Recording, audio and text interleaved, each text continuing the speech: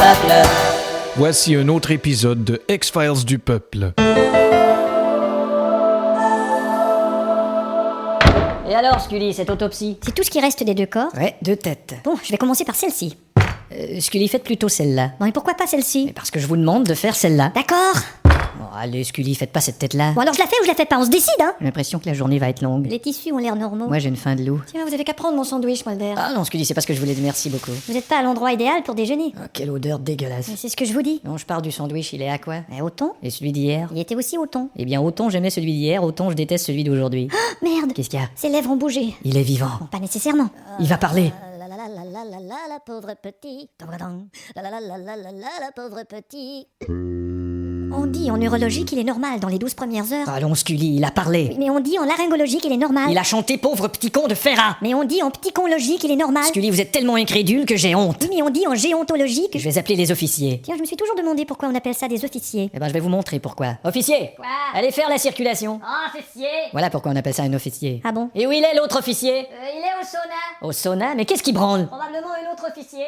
Mulder. Oui, Pelton Marg. Sur les lieux des 2 premiers meurtres, on a trouvé 2 fragments d'un disque de Toubitry. Donc le 3e fragment de disque de Toubitry serait sur les lieux du 3e meurtre. Ouais. Et ça ferait Ça ferait 3. une Toubitrylogie. Voilà. Et le nom de la première victime était Barbara. Ouais. Et j'ai rencontré un magicien qui dit avoir été l'amant de Barbara. Ouais. Qu'en déduisez-vous?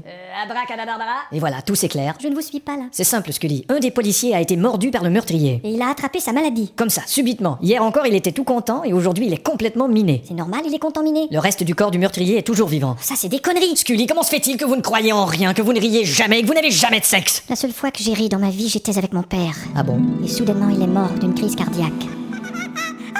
Papa, il a des grosses lunettes. Mais ma chérie, c'est la première fois que tu... Je me souviens encore du fracas des lunettes.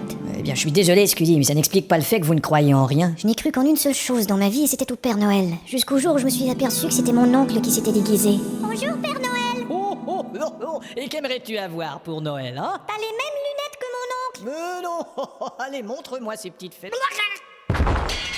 Mon oncle? Et depuis, je ne crois plus en rien. Bon, et qu'est-ce qui explique que vous avez jamais envie de baiser? La seule fois dans ma vie où j'ai eu cette envie, c'était avec mon cousin. Bon. Nous étions ensemble dans une chambre et tout de suite, lorsqu'il m'a vue toute nue...